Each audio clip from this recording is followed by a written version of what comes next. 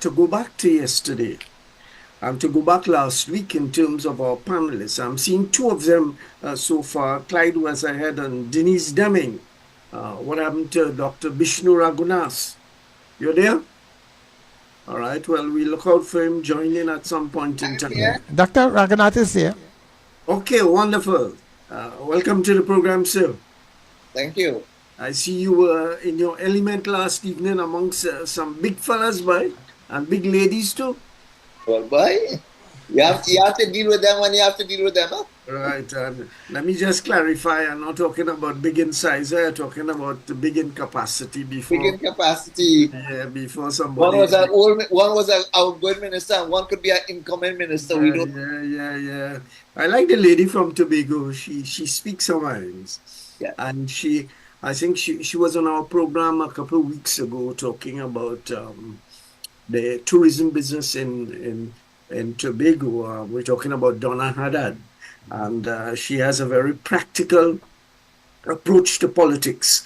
Her bottom line is about service to the community and what the national community in Tobago and elsewhere can deal with this matter. All right, let me just indicate before I enter the discussion that I just came back from a news conference, two news conferences actually, hustling back from them. And two of them, the two news conferences, had to do with the chairman of the CARICOM Observer Mission and the Commonwealth Observer Mission. That's Mr. Ian Hughes of Antigua and uh, Professor Bartolo, who is the president of the Commonwealth Observer Mission. He's from Malta, and the time was so tight. I couldn't talk to him about that island going through some serious problems with regard to climate change. Part of the island is beneath the surface now. But we talked about, and he talked about the essential element of the election, and both of them gave their full praise for the conduct of the election by the Elections and Boundaries Commission.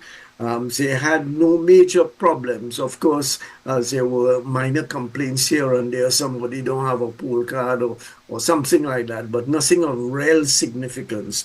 And Dr. Ragunas, they were also in full praise for the council, sorry, for responsible political behavior. They had a discussion with you on the matter, and they were satisfied. Or incidentally, like the council has said, and later on in the program we can talk to Bishnu about that. What did the council feel about the conduct of the election campaign by the political parties? Let me just say, we're going to have the recording tomorrow. It's just too difficult to turn around here and get all the technical stuff right. But let me extract a few points made by the two gentlemen with regard to the chairman of the Commonwealth mission. He was very concerned about the absence of, with regard to looking at how the political parties are funded, how the campaigns are funded.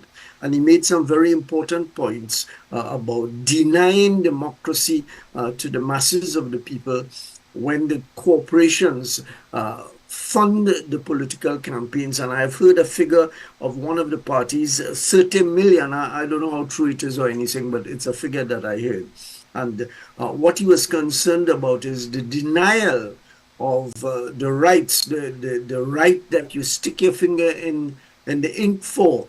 It's denying individual rights because the corporations, and as he indicated, is not a Trinidad and Tobago phenomenon, but it's one that has been on the agenda. And I'm talking about my own experience as a reporter going back 40 years plus. I remember going to a conference in Jamaica in which the issue was talked about, and one in Grenada. The power of the dollar and the campaign financing issue. So that was his concern.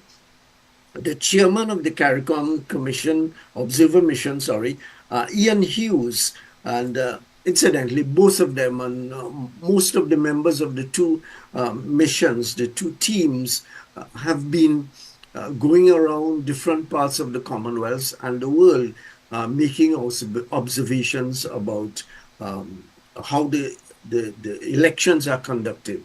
And Mr. Hughes made a particular point in with regard to Caribbean countries like Trinidad and Tobago. We don't have to feel, according to him, inferior in any way because the observations of teams contribute to the development of the whole capacity and the infrastructure for conducting elections. So both of them gave their um, absolute support, and recommendations will come at some point in time, but they were both assured that the conduct of the elections was within the required scope of freedom, and people participated freely. They both also had good words of praise for the people who conducted the EBC staff and contracted employees who were very efficient.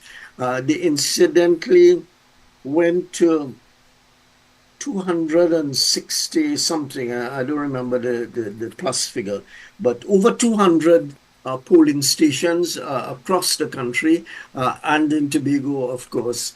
And those were their observations. We will get more on their voices of it tomorrow. Anything that you want to say about it, Clyde Weatherhead, Denise Deming, Bishnu Raghunas, before we move on?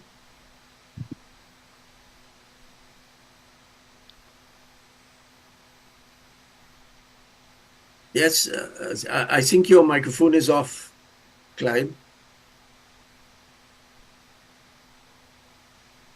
I see your mouth moving, but I'm not hearing anything. Anybody else wants to say something while Clyde fixes his microphone? Bishnu.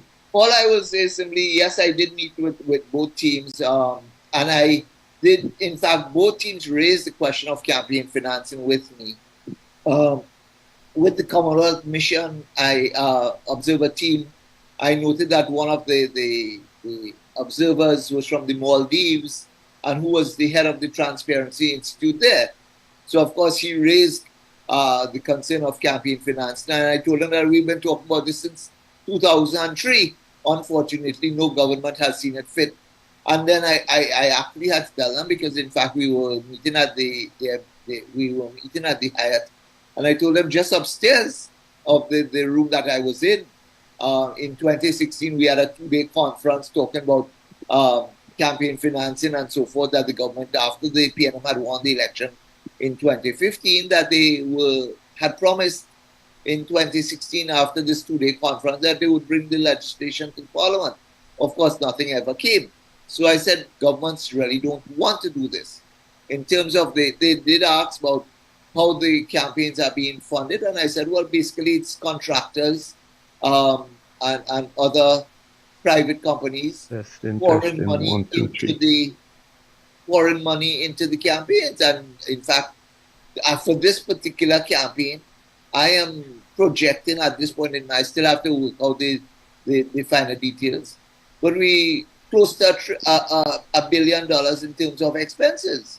Because when people ask me, for instance, what does it cost to do that last day rally, the Saturday rally, I said, think about it. All of those music trucks you see are parked up in that rally, either in Eddie Hart or in Aranguez. Each one of those costs a minimum of about $8,000 to $10,000 a day, because you have to rent the truck separately, you have to rent the music equipment separately, and you have to pay the people. And so each one of those, I say, when you consider in the constituency campaigns, every day they're walking around with a music truck. What's the cost of these things? Simple things like jerseys. When you consider that political parties would have ordered in the vicinity of about 300 to 400,000 jerseys, and each one of them, the news they did coverage, an article about 2 weeks ago, where they said the cost of a jersey, depending on the type and the material and the printing, could vary between $60 at minimum to $300.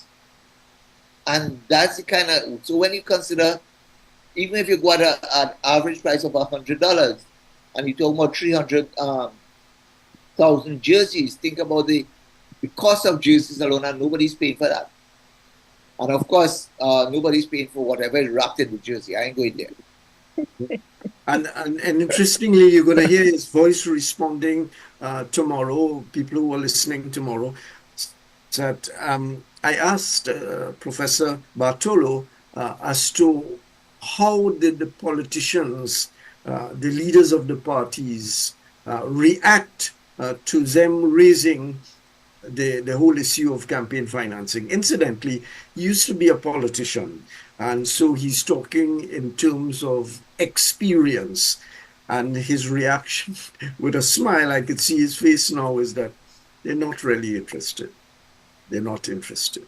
And the disadvantage that the smaller parties have been put at in terms of that kind of thing. So we're going to talk about, allow them to talk, say their piece tomorrow on the program. So let's get down now to the business of reflecting on the outcome of the election. And I want to introduce Denise Deming, because Denise was the one who predicted very forcefully and with a certain amount of certainty. I don't know if she has a crystal ball somewhere in her wardrobe or something, that the UNC would win. I don't remember if she predicted a margin, but she was very certain that the UNC would win. Denise? Tony, I didn't predict a margin. I was very clear that I thought the UNC would win, and there are a couple of reasons for that. Firstly, the UNC had a campaign that was fantastic. When you look at it from the point of view of advertising and the point of view of using a campaign to sell an idea, it was fantastic. And the first thing that stuck in my head was that song, When UNC Win. And I've been trying to get somebody to authentically tell me who sang it, and I haven't got that as yet. I've got all kinds of things. I get buff, all kinds, but that song remained in people's heads. And I know quite a lot of PNM people, and one of them said to me, Denise, I can't get this song out of my head. That When UNC Win, everybody wins, it just remains there. So I thought the campaign was excellent. The other part of the campaign that was Denise, just before you go off the song, it impacted so much on the PNM that they did a kind of takeoff on it. When the UNC wins, etc., nobody etc. wins. Yeah, something like that. So it really impacted them also. But if you have someone who understands advertising and communication, they understand that you cannot take your opponent's song and just put a negative word in it and expect that it will be that what you want will be communicated, because what people are going to hear is what they've originally heard from the song. And you just putting a negative word will not change that. So when they did that, I sat and said, but what is wrong with these people? Well, whatever was wrong. But with regard to that, that was really amazing. And I have not heard a PNM version of anything else that is equally amazing. What I've actually heard is a lot of the PNM songs, I thought, and this is just my assumption, I thought it was the same voice that sang different things over the last 15 years. So I'm sure that I heard the same voice in 2015. I'm sure I heard the same voice in 2020. So it's again, when you think through that in terms of advertising and communication, what people are hearing is your past. They're not hearing anything that makes them feel excited. So the music was excellent. And then by the end of the campaign, you had so many musicians taking their songs and putting UNC words in it. Now, of course, they were paid, so that's why they did it. But the point is that if you were whining for a song for Carnival and then you suddenly hear it at a UNC campaign, you suddenly feel good. Or if you hear it on social media, you suddenly want to go with it. So in terms of the advertising campaign, I think the advertising campaign just It just demonstrated how well it was. The second aspect of the advertising campaign that I thought was brilliant was that in the Express, at the bottom of, I think, the front page and a couple of the pages, they had an ad across the bottom of of the pages. And those ads, for some people who I have spoken to, they say to me the content wasn't the issue, you know. All I saw was yellow and UNC. So they weren't too interested in the content. And again, when we talk about advertising, people don't go through reading a whole lot. What they want is what is popping out of it. So I thought the UNC campaign was absolutely fabulous, you know, and that is that's the main reason why I thought that they would win. My other reasons for thinking they would win were that in the 9 years, nine and a half to 10 years of PNC, of PNM, you see a confusion between UNC and PNC. I mean, of PNM leadership. You're talking, Denise, you seem to be talking about a coalition between the PNM and the UNC. And Tony, I am very committed in my head that we need a coalition to sort out crime. But let me not go there as yet and go back to some of the issues over the last 9 years have just been recurrent, and we saw no changes from those issues. And to me, our biggest problem, there are two things to me that are major problems. One is the crime, and the second problem is education. And the education has not transformed. And unless we transform the education, the future is not going to change very much. And then they've done nothing about, as far as I'm concerned, they've done nothing about crime. They've had a horrible crime minister of national security who has done very little. And, you know, so that unless we sort out crime, we're not going to go anywhere. And just a third thing I want to say is that there's something I do, and I started doing it as just a little fun thing while running, and I will say what I thought while running. And I did a while running a week ago, congratulating whoever was the winner. I didn't say who would be the winner, but congratulating the winner of the election and asking that the first thing they should do is have a coalition between the winner and whoever is the opposition in order to come up with a strategy. That's my dog that's barking. We'll get rid of it just now. Not get rid of, we'll move the dog. So the coalition, I felt that we need a coalition between the opposition and whoever is a party in power to deal with crime. If you don't do that, then you will always have people saying, no, that's not going to work, that's not going to work. But the coalition, it will be tremendous if that happens. It will also communicate to our people that coming together on things will make a difference. There are a number of things that you cannot solve by yourself. But if you come together, if you collaborate, you would make a difference. So that's my thought on that. That's Denise Deming commenting and talking about why she predicted when was it? Thursday, last Thursday, that the UNC would win the election. Just quickly before I go on, did you perceive that the margin would be so significant? I just heard something just now, which must be close to the final result. What's it? 27-11-2. It's not correct there. 28-11-2. Wow. Okay. Did you think about or did you perceive that the margin would be so wide? No, I did not, because I did not feel the NAR energy in this time, and the NAR energy was 33.3. Yeah. So when I thought about it, I thought it would just be marginal. It would be just, and I thought they would have to now collaborate because they wouldn't have anybody with lots of parties winning, of constituencies winning. So I did not see such a large. As a matter of fact, my thought were that there were two constituencies that would have made a difference. One would have been the Tunapuna Regional Corporate, Tunapuna area, that Piako Tunapuna constituency, and the other constituency that I thought would make a difference would have been the San Fernando West constituency, which is the one with Faris Alwari. Yeah. I thought that those two constituencies would make a difference and would go to the UNC. And I thought that because I went to both constituencies because I do that. I love politics. So I went to both constituencies, and the sense I was getting in both constituencies was that people were going to move away. So I thought it would be two. And then I did not anticipate that Tobago, both constituencies in Tobago would move away. I thought one would, but not both. So I have been surprised by the extent of this cocktail that the PNM has got. I think your word, Denise, curtail.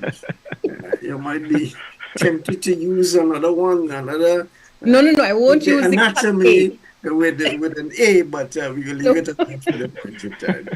Clyde, right ahead. Yes, yes, Tony. Yeah.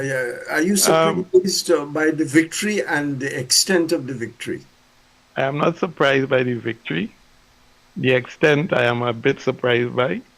Um, Last week I said I wasn't too sure. I wasn't prepared to make a prediction, um, simply because I could see that there was a shift taking place, but I wasn't sure to what extent. Um, Saturday night, I sat down and I watched Stuart Young present his long tirade. He came with a whole printed bound document to read out to his rally. And he spoke after his political leader this time. And I looked at him and I saw what they were showing among the crowd. And people were very restless, children talking to their mother, people leaving the rally, things like that. And I posted that very night that I just saw Stuart Young commit a cardinal sin for a public speaker. He lost his audience. And he quite possibly lost an election that night. Or at the very least, he was very concerned that they were about to lose the election. And that is exactly what happened.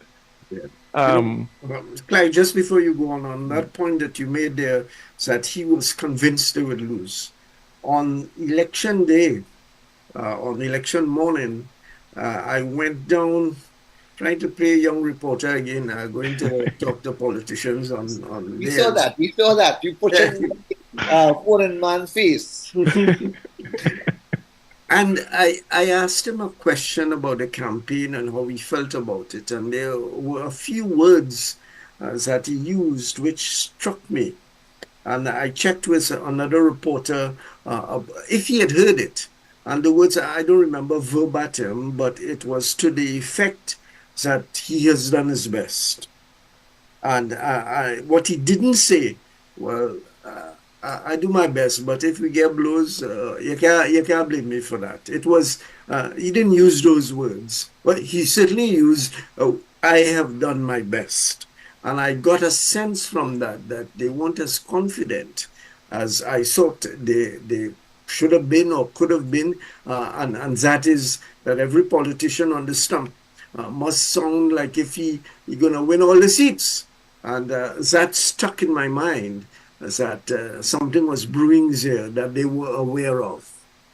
well, actually, it was brewing before that, because when the Women's League had a meeting in St. James, the nastiness that those women carried on that night against Kamla Prasad Bisesa, it was just a sign of, boy, we going all out because they say they're all in, which is a gambler's term.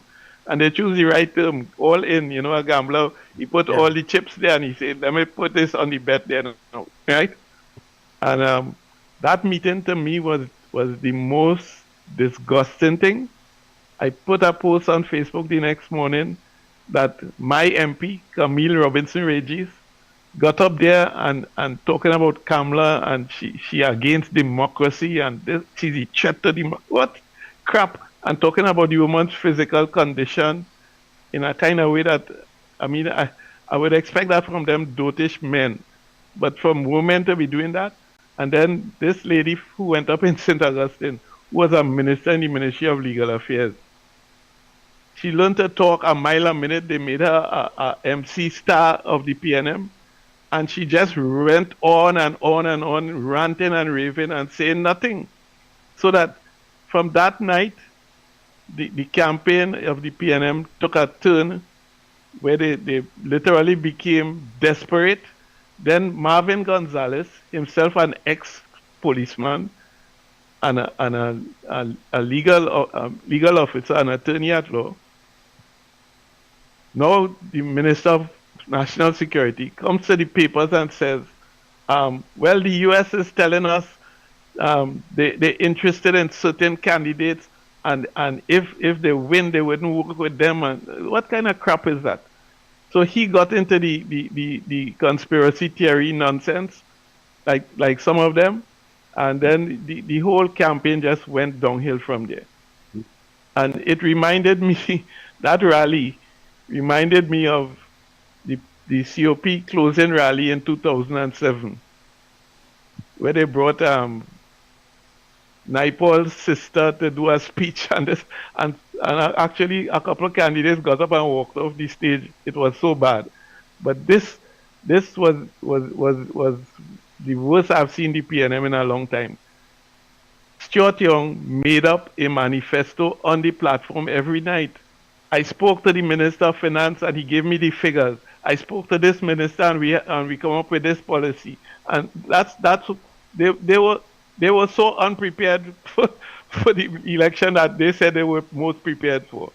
And I'm just seeing how they call it these days. It's not a tweet. It's whatever on X or whatever it is. Marco Rubio is saying, congratulations to Kamala Persad-Bissessar on her election as the next PM of Trinidad and Tobago.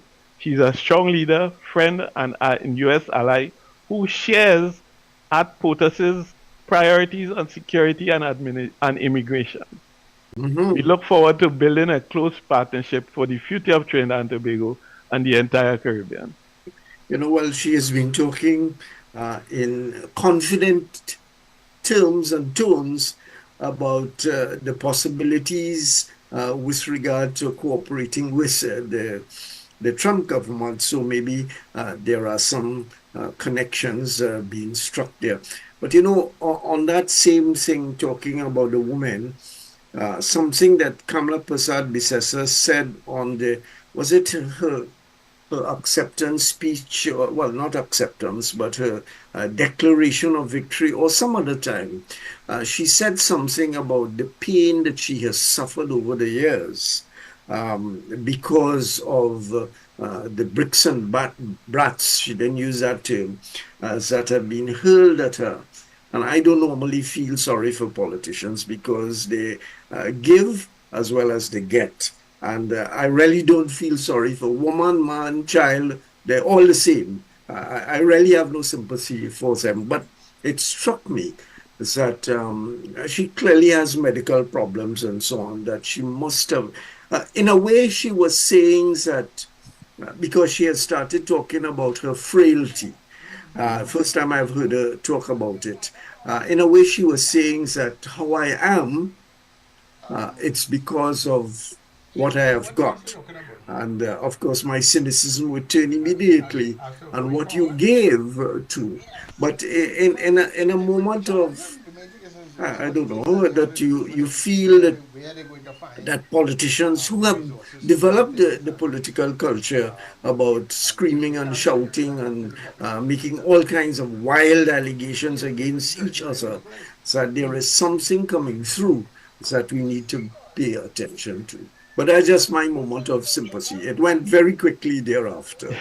Well, the other thing is, too, Tony, that the UNC conducted their second campaign more intensely towards the end, and even on polling day. Yeah. I mean, they wrote the EBC a letter the day before election saying, well, you did this in a polling station in 2015, and you did that in a polling station in 2020, and we expect you will do this again and try and fix yourself before tomorrow. I mean, Yeah. what nonsense. Yeah. And you then, during the day, they up and down the place with 190 lawyers, according to Kamala, looking for something to go to court with in case they lose. Yeah, yeah. Which is And Clyde, I experienced that I experienced some of your colleagues because on the morning of the election, I traversed areas along the East-West corridor and ended up in St. Joseph. You know, the big tree in the St. Joseph Park, which is lit Yes, up at Christmas time and so on. And the two parties, the NTA wasn't there, the PNM, and on the other side was the UNC, and there were four lawyers sitting there waiting. And I asked one of them to talk to me. They said, "No, no, my friend, sir, if you go and tell you that they have no problems now, and then a problem come up, you go say we lying." So that the lawyer, that also was part of what Denise talked about, the readiness for the battle. So they had four lawyers there ready, and of course St. Joseph was one of the most marginal of constituencies around West St. Joseph, that is, and they well, were well, that prepared that for it. that was a branch office because I know from the 2015 election, I was dealing with some constituencies up in the east here, and the UNC had a batch of them in a building in Takarigo here, Yeah. and then they have a main office with another batch of bigger senior people. But Daryl, what's his name, Alaha, Yeah. he has taken this election to make himself into a figure in the legal profession because he spoke such a wad of nonsense when they met with the EBC and with the CARICOM observers. I couldn't believe it that somebody who is acquainted with the Representation of the People Act and who is a legal person could speak about those things as though, I mean, we have no confidence in the EBC, so why are you in the election then? And then you come at the end. So after last night, I'm not hearing a thing from the EBC, the UNC about the EBC. In fact, Kirk Mayhew was on one television station, and he also admitted, Looking very smug with himself, yes, yes, when it was clear. yeah, and in clear contradiction to Heinz, who Yeah, was yeah, yeah. also on the panel. Poor fella. And Definitely. and he admitted last night that there is no ideological difference between the PNM and the UNC on any fundamental question. That is just a matter of how we tactically say this on some issue, and that is it. So we have two parties that are the same fundamentally in terms of their outlook, and there is no difference. My sadness about this election is that since 2019, at the invitation of Nalini Dial and one or two very small parties, I wrote to all the parties other than the PNM and the UNC a simple letter at the time of the local government election asking them to come and let us speak about how they could work together for the election. And the COP at that time, led by Siprasad Bechan, did not respond. Ms. Pandey refused to respond. Mr. Alexander told me, I out here doing all the work, I ain't going to talk to them. And Mr. David Abdullah said, the MSJ is the future, so I ain't talking to them. And they all refused to talk. Then a few weeks later, Pandey called them to a meeting, and within 2 weeks, they all went asunder all over the place. The fact is that if you face these two parties that are monopolizing the politics and have no fundamental difference, the third parties, by doing what they did in this election, 17 parties in this election, 9 candidates in one constituency in Tobago, and 5 in the other one, what they have done is created a situation where nobody would want to hear a third party. The fact is, as I said to them since 2019, unless you form a united front against the PNM and the UNC, you will make no headway in the politics. And this is where we have ended up. All right. So your sort of concluding comment as to, you said that you were surprised by the margin, the width of the margin, but your concluding comment on why you thought. Denise talked about the advertising campaign and generally the campaign, politicking, etc., etc. Why do you think they won? Hubris. What do you mean by that? Keith Rowley convinced himself that this notion that the PNM has in there, somewhere in the back of their head, that God put them on the earth in Trinidad and Tobago to be able to rule. And that is their rule. When he defeated Manning, when he got him out of the party, he increasingly convinced himself that he was the sole person who could save Trinidad and Tobago, that he was some kind of savior and some anointed one. And he acted that way, and he got worse and worse and worse with it. Yeah. To the point that the defeat in the THA election in Tobago was because of what he did to Kelvin Charles. That got a lot of people, PNM people in Tobago, very vexed. And then what he did with Stuart Young on this rounds got PNM people more vexed all over the country. And also what he did by giving himself this nice fat salary and big $1 million a year back pension pay. And back pay, while you telling people, hey, hold 4%, hold 4, you know, and not just hold it, they imposed it because they sent the negotiations to the special tribunal and to the industrial court. So that those things that he did, and he sold us this notion that he and I have the solution to our economic problems. Venezuelan gas is gas or nothing. Literally, Keith Rowley must take full and sole blame for where the PNM is at this point in time. Right. And by the way, his anointed one is not a political figure. He's not a politician. He might be a good lawyer, but he's not a good politician.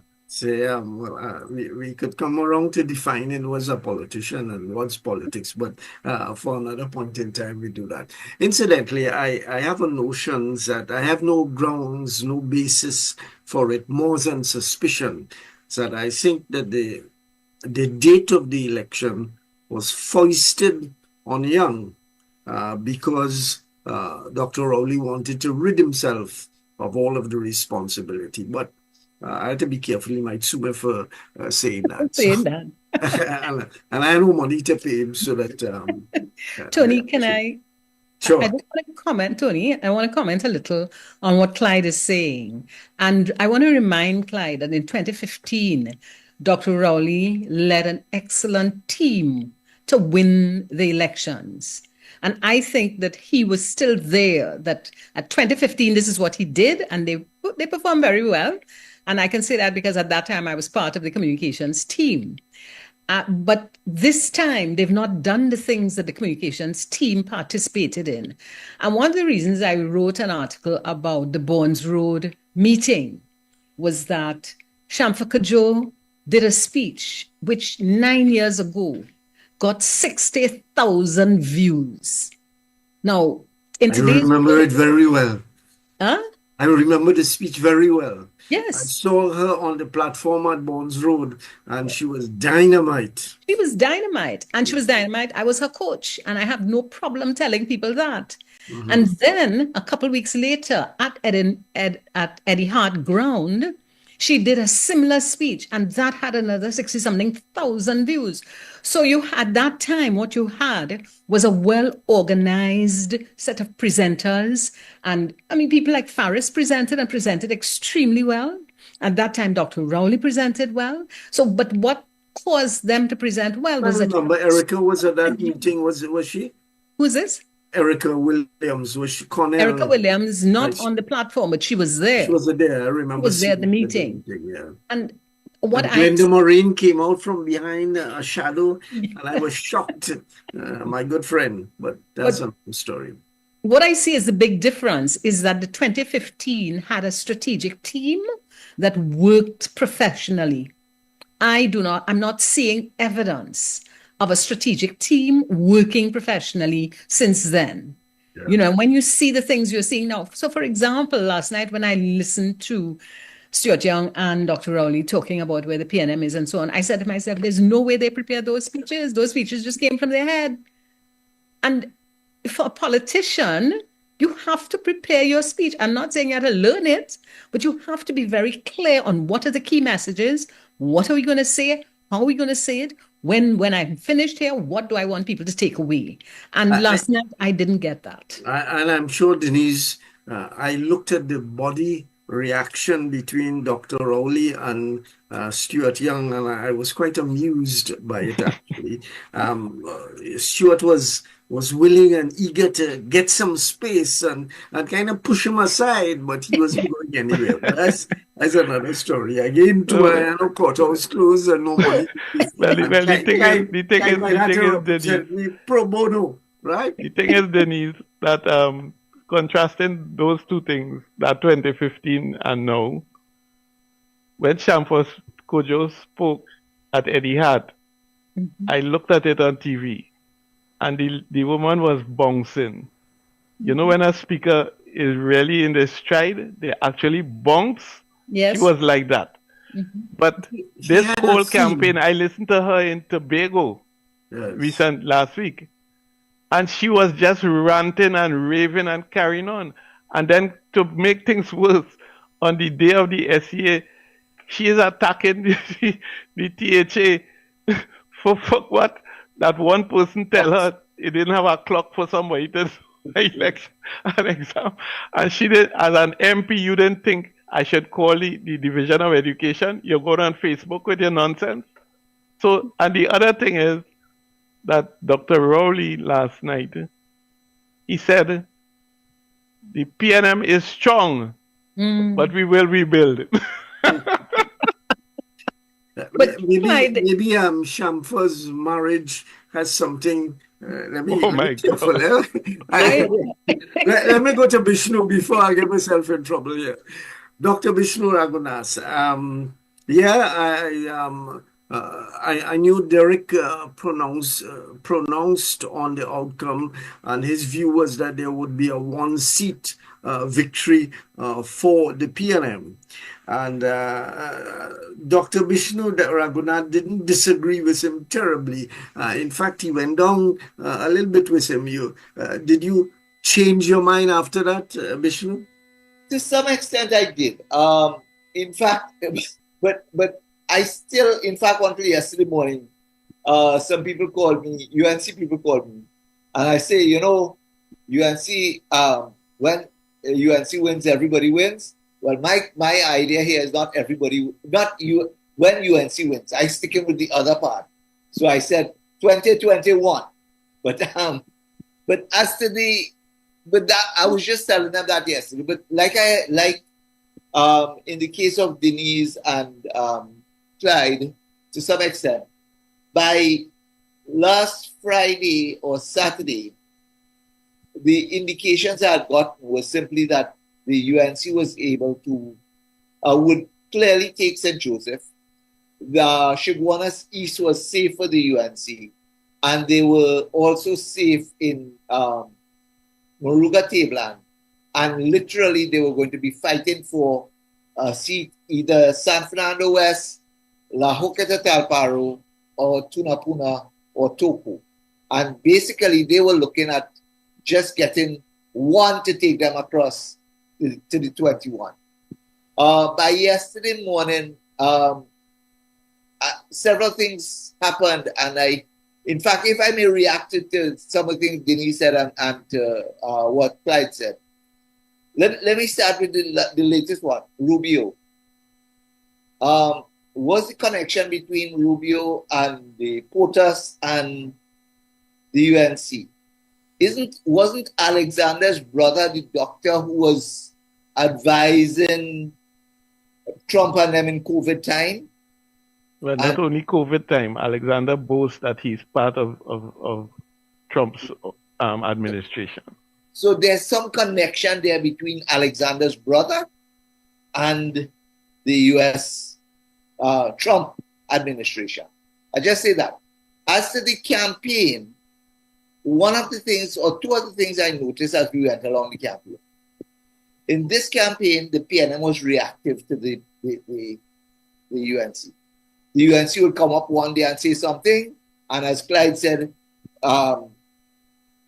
Stuart Young was making up the manifesto as he go along, and his making up was reacting to UN. So one night UNC said, we're going to send free doctors. The next night Stuart Young come and say, well, no, we'll give them doctors online and whatever else.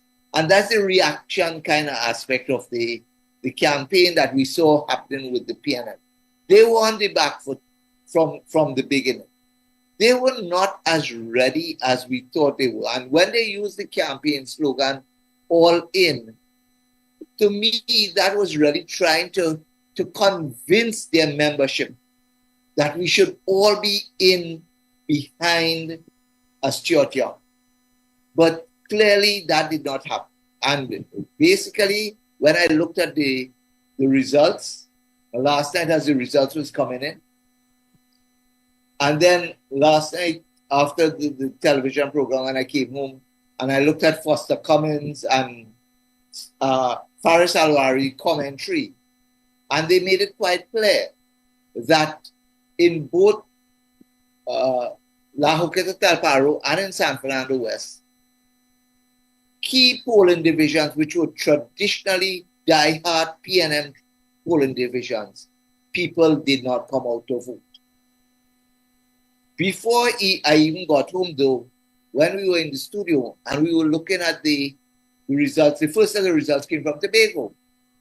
And I'm looking at my data that I had there before, and I said, well, wait a minute.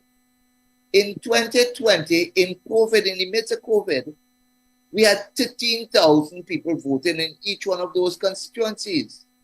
How come this year around, we can't meet 9,000? When you add both TPP and PNM, it's not yet 9,000. What has happened? Why have there been this great falling off? And when I came home and I heard Faris and Foster, I said, okay, so that explains it. The PNM people decided they were going to punish their leadership for disrespecting them when Rowley imposed Stuart Young on the party.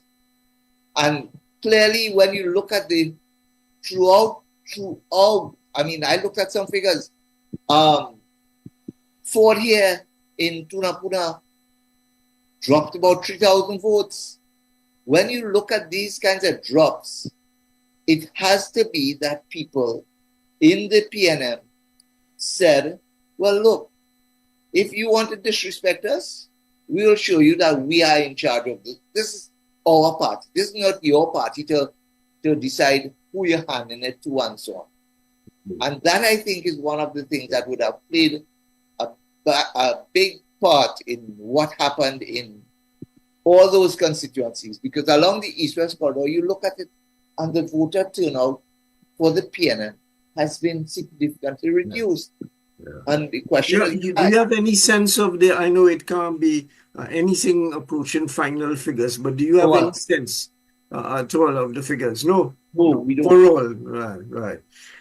Yeah, that's an important point. And that, I think, is because you see, I keep, in fact, this morning I had to do several programs, and everybody keep asking the same question, and I keep telling them, I said, Rowley has to take full blame for this PNM defeat. He cannot pass it off and say Stuart Young was the Prime Minister and Stuart Young called the date and whatever else. I am not buying into that. The mere fact that he was holding Stuart Young's hand throughout the campaign as political leader tells me that he has to take his responsibility and his blame, because I don't know if you noticed last night, he kind of halfway took responsibility, but ducked back out of it quite quickly. Yeah. Right? So this is not my forum to express my view, and I buy what you are saying, and also what Denise has said about the campaign and so on. But I am coming to the point that the UNC. The PNM lost the election, and but that's a whole new story. No, And but that has been my point in all our yeah, elections in Trinidad. No yeah, party wins an election, yeah. Yeah, whoever is that's in right. government loses it. And what is happening, and what I am exploring for my column is that it has been happening since 1986, that the electors are not convinced about the capacity of the political parties and the politicians to solve their problems. And therefore, they have, according to Deeply, they are voting them out of office. For all of the things that we talked about, the crime, the economy, their inability, and a critical thing, the constitutional matter. But I'm sure Clyde will talk about that at some point. One other factor, Tony, and Sure. Denise mentioned it, that in 2015 she was coaching the PNM candidates and so on in how they presented. This time around, and I have to talk about campaigning and the campaign strategy. Um, when I saw last week, I think probably it was Wednesday night or Tuesday night, that Sadiq Bash and Ken Emmerich was back on a UNC platform in San Fernando West. Oh, he was? Yeah. Yes. Yeah. And when I saw both of them there, I said, well, wait a minute. This is the 2010 team that the UNC had used to strategize to put them in power in 2010. And they were back on the platform. But during the course of the campaign, two or three things came up that I saw. The night John Jeremy went on the UNC platform, the first night, as John Jeremy was speaking, somebody sent me, WhatsApp to me, here's John Jeremy speaking notes. So I said, well, wait a minute now. And literally what he was saying was coming straight out of the state.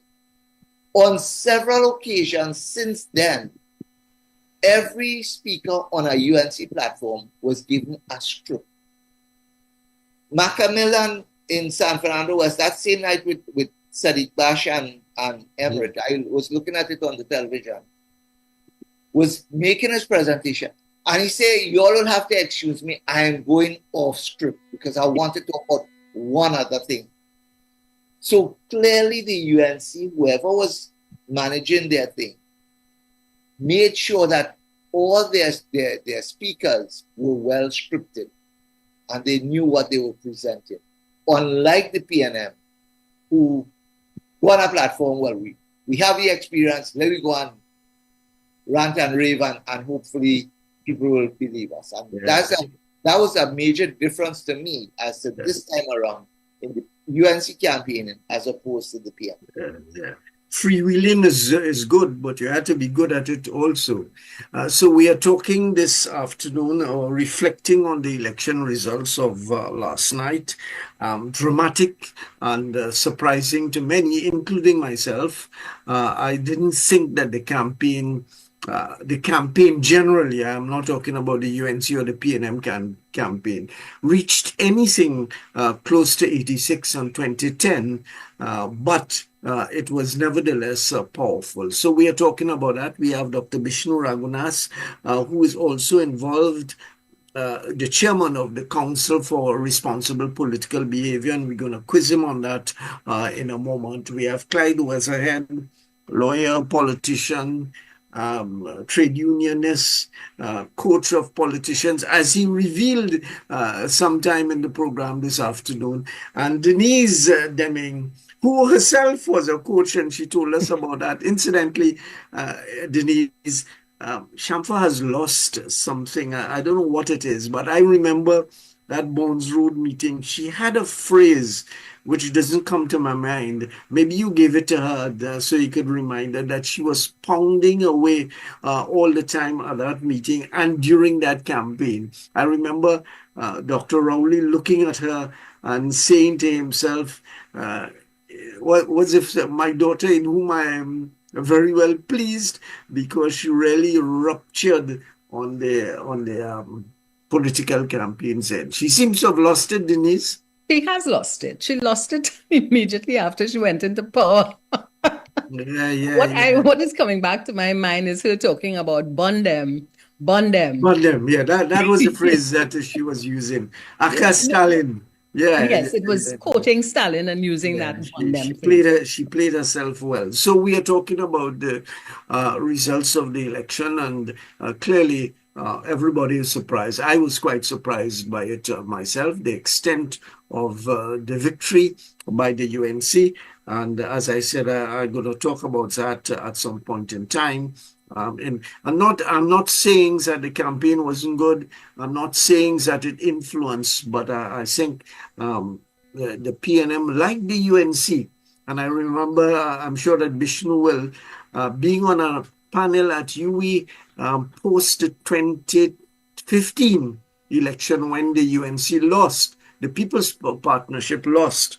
And my view was that, or when the PNM won the first time, and my view was that the People's Partnership really lost it. They fractured in office terribly, as the UNC has fractured. Remember the Basdeo Pandey and the Ramesh Maharaj and the other Maharaj and Trevor Sudama, etc. And it's that kind of pattern of behavior that I am talking about. So we're talking about what happened on the night, and if you have a view that you want to enjoin the discussion with, then feel free so to do. Chalo, you there? Yeah, I'm right here, Tony. I'm right here. Give me a little calypso to break the chat, pure chat now. Give me a little piece of kaiso then. I'm sure you have something there that we had a program, incidentally. If you were listening to the best radio station in town, you would have heard it. But we had a campaign, a program a few weeks ago with Zeno Constance, looking at, he made a selection of the 20 top election calypsos of going back, incidentally, to 1925. Calypsos and Calypsonians getting involved. Of course, the nature of the involvement was very different to today, when the Calypsonians, and I'm not knocking Calypsonians, when they put some dollars in their pocket, I'm glad for them. The difference, of course, with the likes of Stalin and Valentino, it came from their own ideological and political beliefs. Today it comes from their bank account belief. And who am I to knock the Calypsonians for making some dollars out of their talents? Chalu, you have one there to break the chat a little bit? I think this might be an apt one to actually play at this point in time. Location 7 miles off the coast of Venezuela. SOS, Mayday, Mayday, Mayday. Help!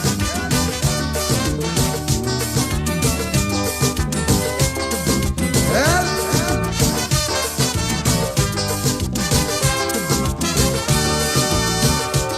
The Trinidad, a luxury liner, sailing the Caribbean Sea with an old captain named Eric Williams. For years, it's smooth and free, but sadly Eric Williams passed away. The ship hit rough water that day. Someone turned the bridge over to a captain named Chambers. Me blood crawl, things start to fall. Hold me head when I sail a ball. Captain, this ship is sinking. Captain, the seas are rough. Oh yes, we gas tank almost empty, no electricity. We oil pressure reading low. Shall we abandon ship, or shall we stay on it and perish slow? We don't know, we don't know. Captain, you tell me what to do. Whoa, whoa.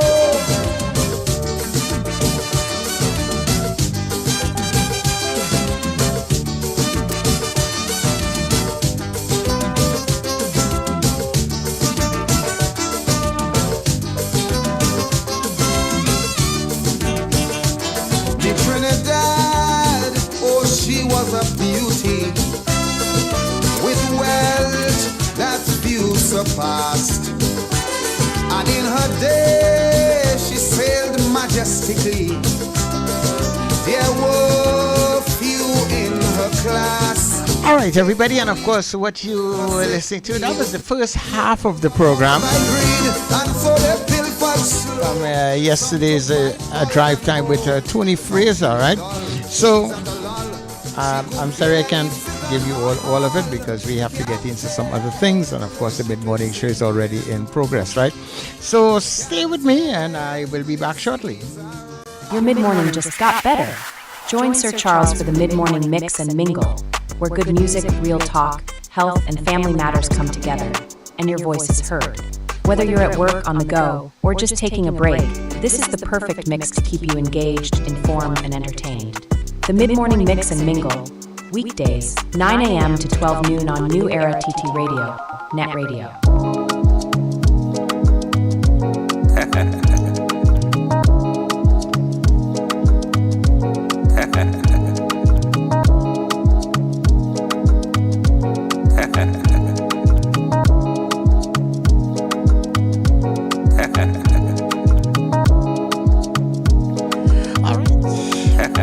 So you see how much you miss on this on the station if you just stay in one area and you don't check out the other areas.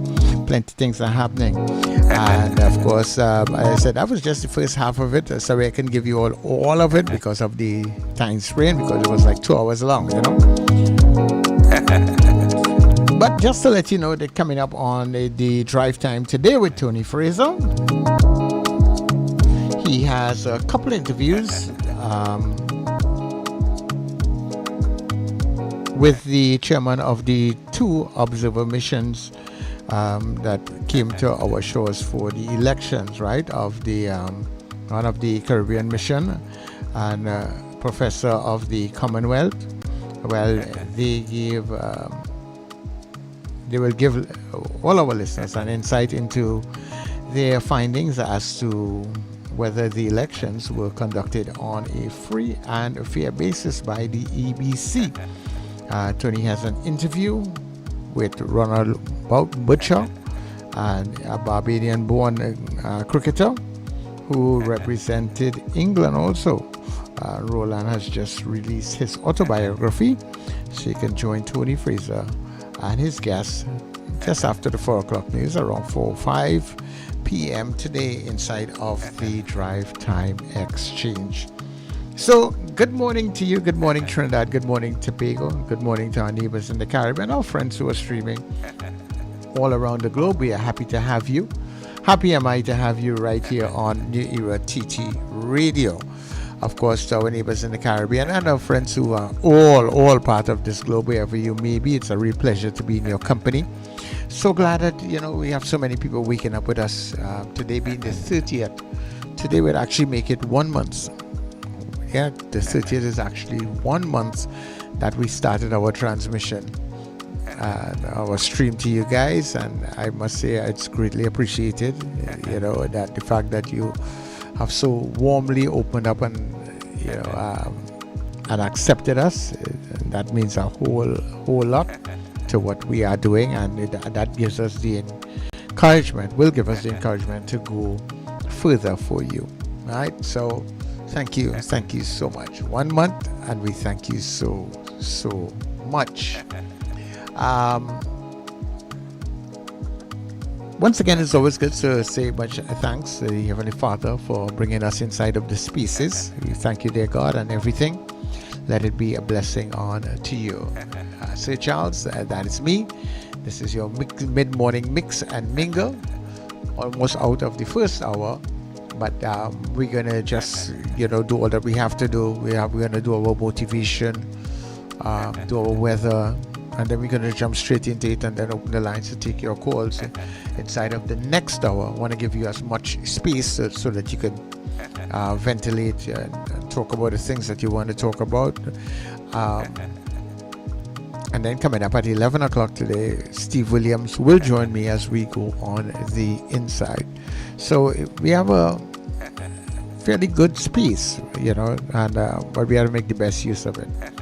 So looking at the weather today it's, I mean, it's already very hot. We've been experiencing some very hot days.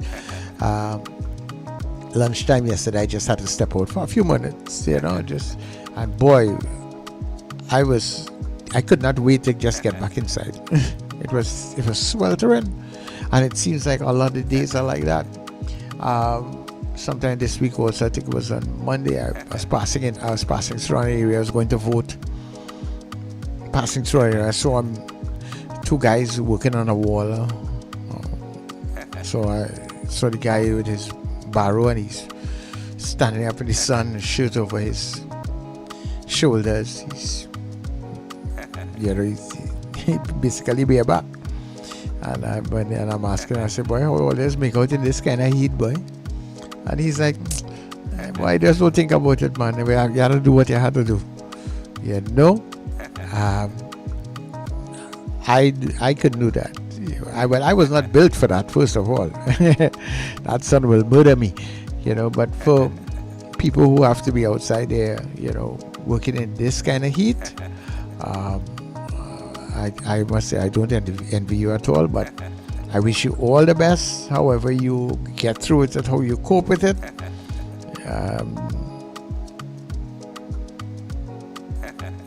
All the best. That's all I can say.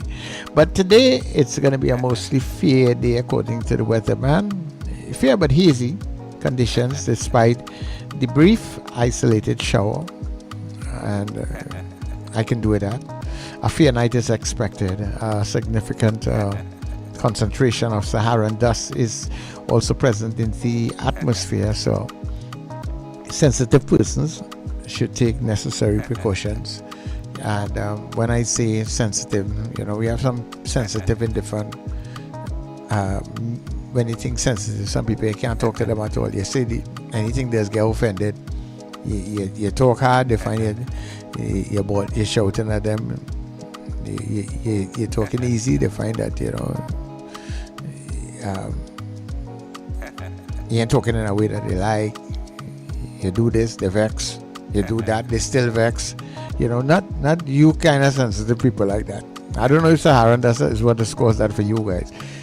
Sensitive people who have like asthmatic conditions, and if you get the runny nose and the itching of the eyes, that in the throat. Yeah, if you find that kind of build-up is kind of plenty these days, it just might be because of the Saharan dust. And even though you might be indoors in the air-conditioned space and you're still feeling it, remember you still have to go outdoors. Sometimes when you go outside, you go at a time when it's very high, you're breathing it in. It's all in your clothes and your handbag and your phone and all those different things. So when you move all of those things closer to you, you start to inhale the dust that is on those things, and you wonder, but I ain't go outside for too long. I ain't this, I ain't that. But yeah, we transfer it. And when you're home, it's all on your curtains and your windows and doors, and because it's just in the atmosphere. You pass your hand on the door and you realize that all that dust you're feeling, Saharan dust. So that's why some people, you find they wiping down all the time. But right now we are actually at 29, heading to 30 degrees at this time already. Yeah, we already hitting that kind of time, and we expect to get a high of 33 degrees today. So if you do go out, make sure you put on your sunblock, your sunscreen, walk with your brellies, and your caps, hats, and you protect the shades. If you don't have to go out, as I always urge you can just stay inside, because I am here to keep your company, and I need you to keep my company also. So just stay indoors. So weather-wise, that is what it's looking like. It's another scorcher on the outside here. Another scorcher. All right, so moving away from the weather now, let's move straight into our motivation for today.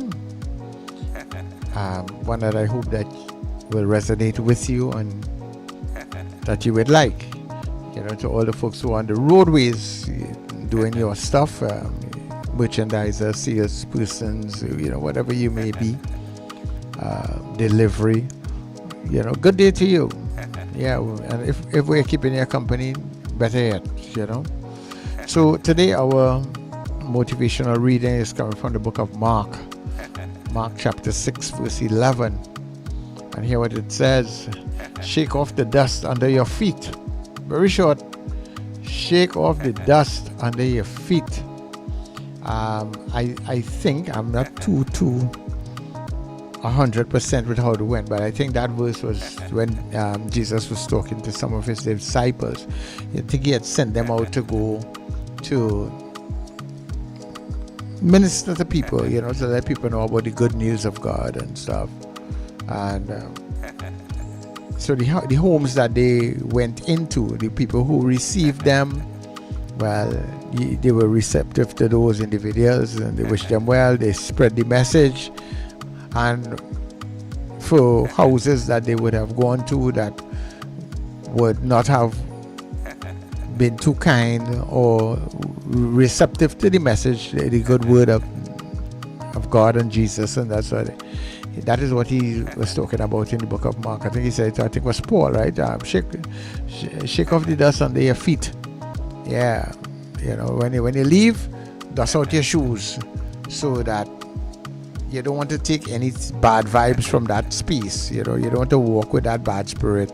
And even though somebody wasn't too kind to you in that house, shake it off before you go into the next house or before you meet the next person, because they don't want you transferring that vibe onto that next person. And a lot of the times that is what we do. We transfer bad vibes. Somebody do you something and you're carrying it to the other person. The person is doing nothing, according to this song. I ain't doing nothing. Yeah. So that is what our message is about. Shake it off, move forward. Because sometimes in life, no matter how kind or how truthful or even how well meaning, we may be, you have to recognize that not everyone will be open to receiving what you have to offer. Your energy, your message, even your light. It may not be what somebody wants to hear, or maybe they don't want to hear it at that point in time, and that's okay. You see, we all want to feel seen. We all want to be heard and valued. But recognize not everyone is in that right place of mindset that you are to connect with you deeply. You may have worked yourself out of certain situations and you are better able to and equipped to deal with it. And sometimes we don't have patience to deal with others. So sometimes, we have to recognize that you may have climbed to a different level, but that person has not gotten there yet. And sometimes you have to reach down and pull them up, sometimes slowly. Don't expect big changes all the time. It doesn't mean that your message is not important, It just means that that person's heart isn't open as yet. So instead of holding on to rejection, which is so easy to do, or disappointment, you have to learn to release it. So shake off the emotional dust, keep moving forward. Remember, your purpose isn't to force anybody to understand anything. Your purpose is to stay true to your path and keep showing up with love and clarity, even when it's hard and somebody's still doing the wrong thing or still being mean to you. Still show up with love. Sometimes people will say, but I was so unkind to you, how come you so still talking to me? You just, as I say, kill them with kindness. Some people will come around when their season changes, things change in their life. In the meantime, you have to trust that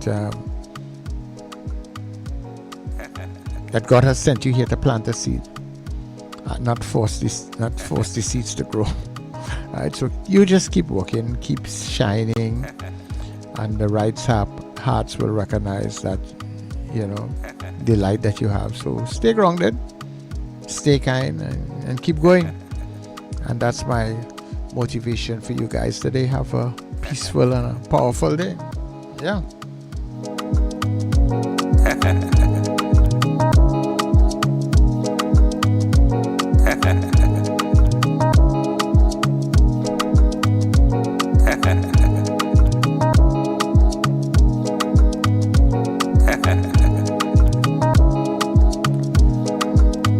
So, people, I'm going to open the lines immediately to you. You know, if you would like to comment on all the things, you know, all the things that are outside here.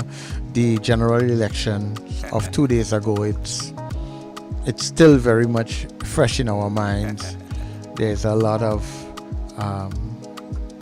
hurt people outside here, and some hurt people tend to hurt people also. You know, so but let's not find ourselves in that kind of situation. You know, people, at the end of the day, the population made their choice. You know, you are just one, I am just another one, and not all the time everything is going to swing in our favor. So the population has made their choice. It has been a grueling month, or just a little more than a month of the electioneering and the election feeling and spirit, and now all that is over. So as I say, the Fed done, back to work, right? Fed done, back to work. I think it was Dr. Williams that said that, right? I might be wrong, but yeah, a lot has transpired. The country has gone basically yellow in a lot of spaces. It's either 26 or 27 seats. We're still waiting to get that official count. Hopefully by sometime today we will have that, because I think the counting in the 3 seats that the UNC has asked for a recount, I think it's almost done. I think they have finalized the situation in San Fernando. What is east or west? I think San Fernando East. That's where Mr. Manning is, you know, Manning Jr., a seat that Manning Sr. has held for a long, long time. Right? So San Fernando East, that triggered as they say, a recount after an unexpected strong showing by the political newcomer, as they describe him, of puts my name of John Michael Alibokas. Where we know the Alibokas is, but maybe not many people know of John Michael. So John Michael put out a pretty decent showing. I think it's the first time the UNC has ever come so close in an election to rattling San Fernando East. The preliminary count, they say police Alibokas just 662 votes behind Brian Manning. And remember, he's the son of the late Prime Minister. So 662 votes short. You know, I don't know if 600, if you lose by 662 votes, what a recount will do for you. You know, because most of the time they're not that kind of off. To reverse 662 votes, that's plenty of votes to try and reverse.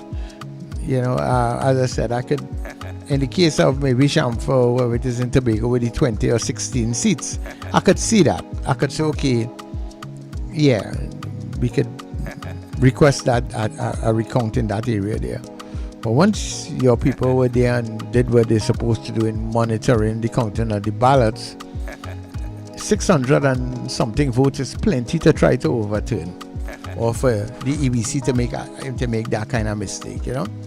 And we have to say hats off to the EBC for once again conducting our elections. Trinidad and Tobago, we are a model society. You know, we should be very proud of ourselves, the way that our democracy flows.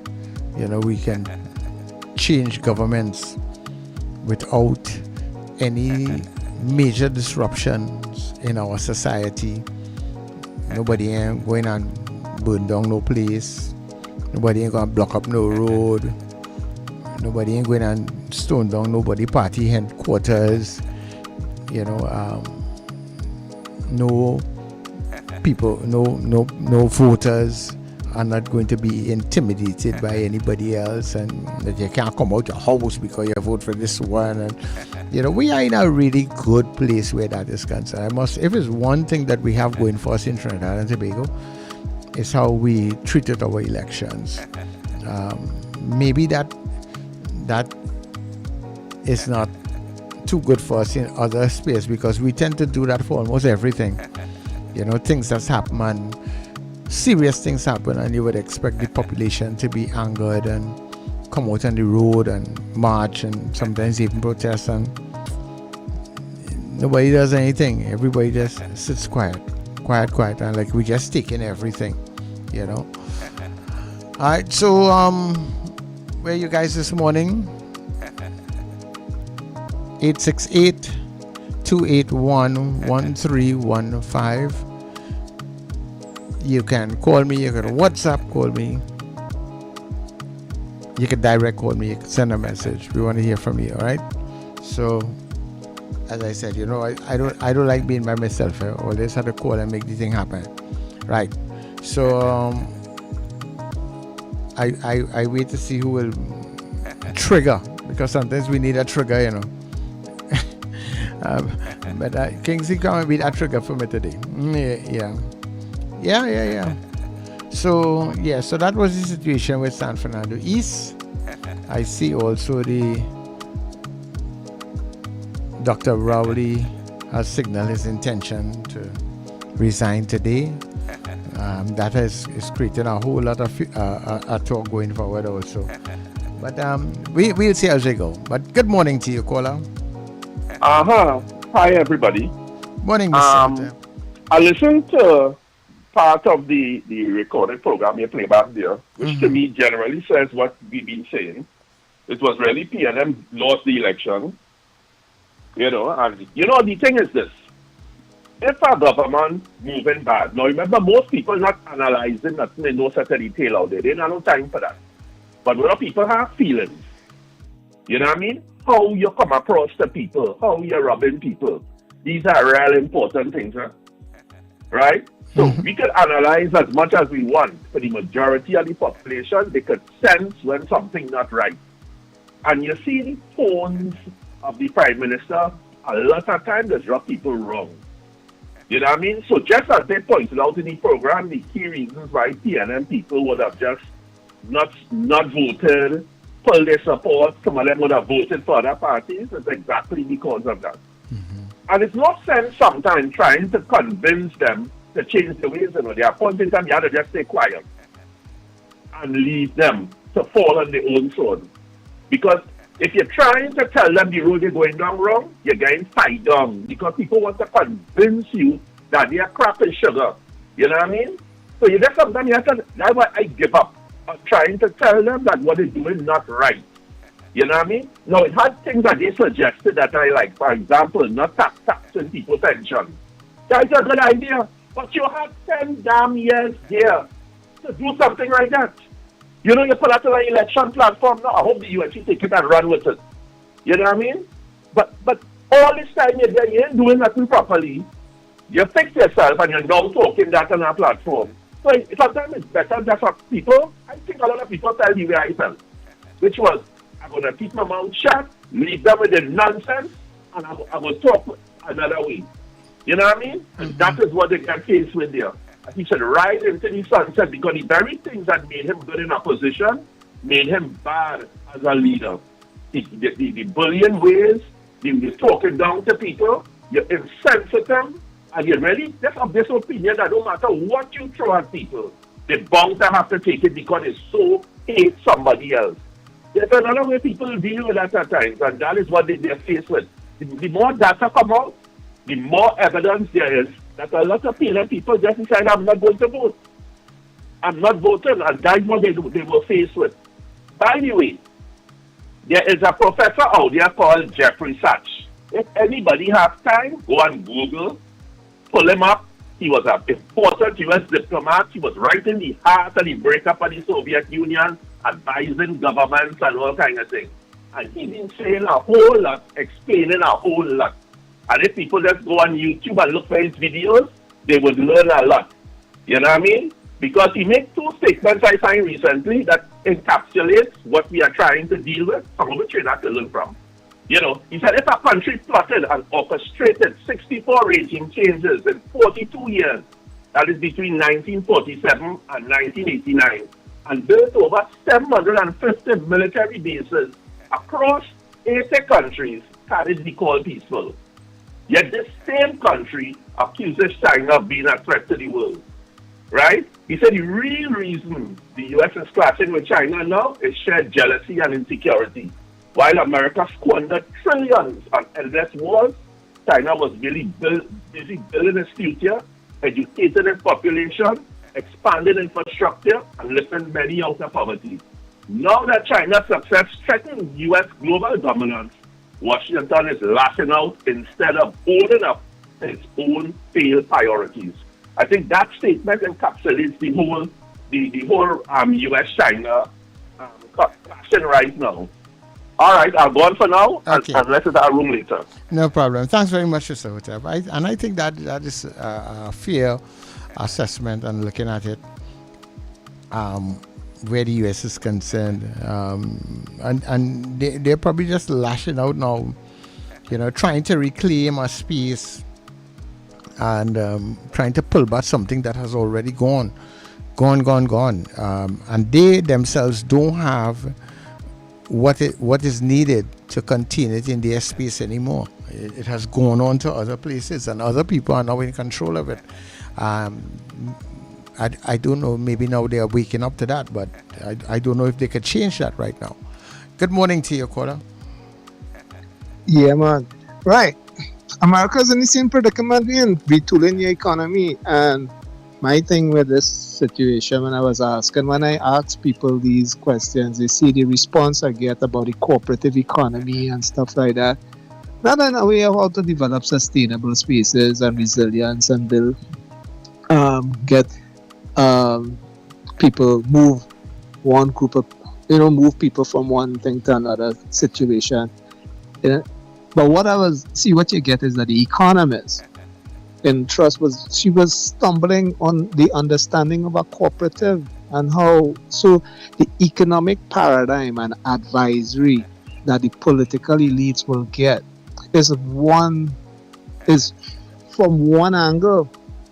And I think as economists, you're supposed to have a kind of fair understanding of the different economies that you could utilize to build and retool your spaces. Because if you're only advising from one point of view, our economic model will be stuck in a specific way. And I think this is the kind of, and I think that is the model that the political elites will use to try to develop when we have other alternatives at our hand and in our indigenous culture, economic culture, to utilize. See, that is history again, and an indigenous thing. It's been used up in the Caribbean. People have spoken. I've seen people presented paper and those different kind of things. And if you utilize it, it could shift the economy, your economy, and your resilience and your sustainability into a different way, right? And you could build on that, and then your manufacturing and all that kind of stuff and things like that. And I always find it very problematic that, when we speak and the pundits who get the ears of the politicians and the political elites and the business elites and all that kind of stuff, they're speaking from one voice. And I think maybe now civil society, who have those other types of knowledges, should share it. Mm-hmm. I don't know, maybe on this platform or other platforms, but they have a friend. I was talking to another civil society friend, and I was like, what will civil society discourse be into the future then? And as you see, the maths, we use the one model, and that one model, and then I think particularly all four of them basically sound the same. And I find that is problematic for our civilizations, where all your economists speaking from one particular viewpoint, and we have no alternative economic viewpoints and stuff. And I find, and they don't understand the cooperative. And we have cooperatives. And internationally, when people want to come in and say, oh, cooperatives will work, one of the most successful cooperatives in the world is a Spanish company, cooperative. It's $1 billion. They into refrigerators and stoves and all these kind of things. And they're very successful, one of the largest. Because Spain has a historical narrative of the cooperative social kind of movement, and they think it. So even their football club, top of the line, is a cooperative. So a lot of these things, so it has a success, and it can pull revenue. Mm-hmm. Now we don't want to talk about it because we are caught into the thing, and they caught into the whole thing, and you recognize when she was talking about the IMF and confronting the IMF, what the IMF does when they come in to advise governments or this particular government, and we were operating on the IMF, deregulation, sell off state assets, do dismantle unions. So I don't know how to. So the IMF is a deregulating organization where they hook you into the system of neoliberal capitalism and globalization, which we always feel like, yeah, global, but we realize what global capitalism means. Global free market economy means the destruction of your indigenous culture. When you was making clothes, doing things, you didn't have, you remove all the protections and all the protection thing, because that's what the IMF will tell you. Now you have to remove that. It kill all the industry, kill your cocoa industry, kill your you kill the coconut industry, kill rice, kill that. It just go around destroying all the things that you had and where your people were going to. Then you have to move. You can't set up the manufacturing in a way you could set up the manufacturing. So they had nowhere to go. And then you end up in a kind of communities, and people get despondent and they're rambling. But this didn't happen just now. This happened from since the 80s. It was planned coming to these days. And dissatisfaction is here. Dissatisfaction is here. Not only because, but it's showing its head how dissatisfied people are. But dissatisfaction was brewing, and it raises here. Now, how do you pull back dissatisfaction? Maybe you could use some populists. So then, she say, where they're confronted with a reality of things. What do you do to build it? I don't know how. That's the thing. And that is the way you bring in manufacturing, but manufacturing and technical, vocational subject, because people have to be trained. You have to retrain and re-educate. So all of them will be interlinked. This is the thing. The new coming in. But you have 5 years, right, to do your thing. How are you going to do it? But that is the thing. I think, and this is what people have to ask. So if they do not come and willingly put it outside there, I think that those are the questions that people have to start to ask, whether it be the journalists or wherever it is. We have to start to ask those questions. Or net. Or well, that's what I'm saying. Whether it be we the journalists or we have to ask the questions. Yes, we can ask them here, but I'm talking about when we actually get in the space with them and they come to talk certain things, we have to ask those questions. Yeah, I know I asking those questions when I go to the meetings, and I try to go and I try to put my voice in the meetings, and I ask the questions. Why not? Because, I'm sitting down with my PNM friends who do the law, so they're going to say, look at that. Okay, you see that Tagarigma proposal, that was 3 million. 3 million by 100 million, I was telling them. The calculation on that's 33 community spaces of vending, sustainability, agriculture, hooking up social development and thing, right? 100 million could do 33 communities, ramp up or down, right? Smaller, bigger. That's 33 spaces, 33 things. And those were things I sat down with people and say, hey, this is a thing, it's a easy 100 million you can find around. You could get a grant. You could even do all sorts of things. You don't have to even pull from the coffers. They have international grants. You could do anything. But why it is that they there's only one person, bureaucrat. He was a bureaucrat that was able to understand it, and then he did say, yeah, there are some. He found the grants. He said, we could utilize the grants for local development, right? Local government.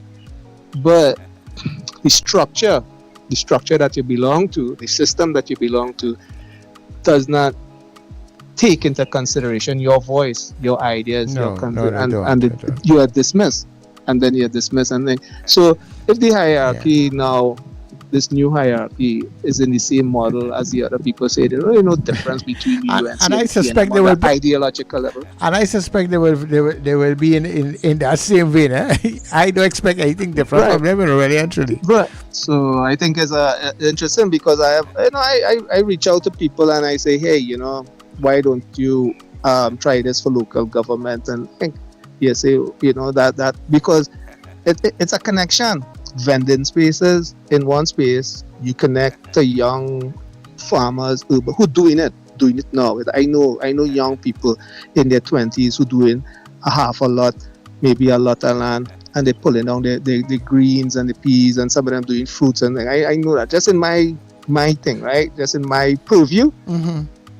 And I see they pull in and they go in and they're sending it down to Arima market to sell, because I in a repo and I know the fellas doing the thing. How do you connect that to all sorts of different things, and they come to a vending space in their community to facilitate that people can come and you developing, or you're sending it to a manufacturing thing, or how you're connecting, so they realize then it's small development home, then you can wrap it up, or you can put it. Yeah, and then thanks so much.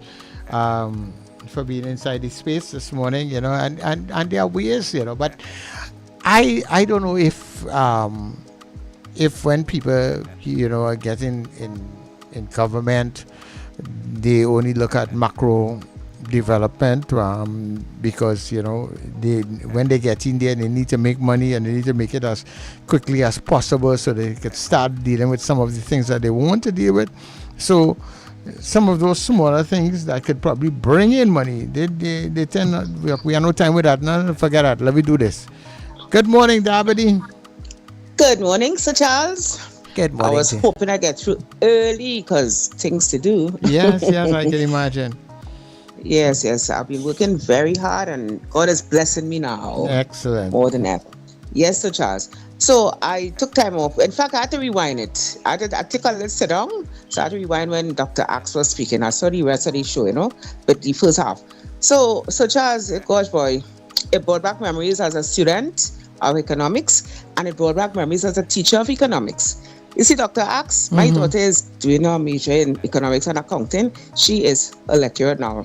When she saw this, and I wish I had somebody like her in my time, So Charles, this morning's interview, if people didn't hear it, and people who layman then, the person who doesn't really understand the macroeconomics and microeconomics and the everyday language, this was the morning for them to listen to that program.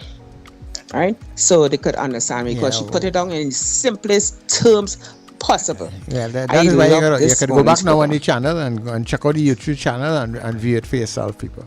Yeah, I have got friends who, when I tell them about it, I know what you're telling me now. You know what I mean? I say, I will let them watch this because they could understand it from what she said. And I was so pleased to see this program this morning. So, coming back to this thing. So, I heard Dr. Rowley sent in his resignation effective tomorrow, May 1st. Mm-hmm. So, the General Counsel, as thing got Dr. Marvin Gonzalez said, they're meeting this afternoon. So, I guess he taken fun because it might have had a reaction if he was present, just like Patrick Manning time. And Sir Charles, as I always say, I could never be a fanatical supporter of any political party. Never. Because they get the PNM in government, all the government was there for nearly 10 years. He come and win one, which was 2020. I was surprised PNM won, I was really surprised. And then he come and he lost this one, and he want to axe the man head off. Although he's already on his way out because he said it. It's just a matter of time, the timing of course, he said it at the United Elections. The meeting has to come off and so on, right? But then what? All I want to hung him out like what all I do, Mr. Manning? Hung him out. But it's a good thing Dr. Rowley back, yes, he could take anything on the train at him.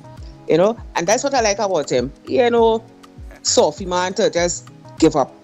Nobody can say that he resigned because of pressure from Ms. Jennifer Baptiste Primus and Mr. Lehan, because I read things what they wrote.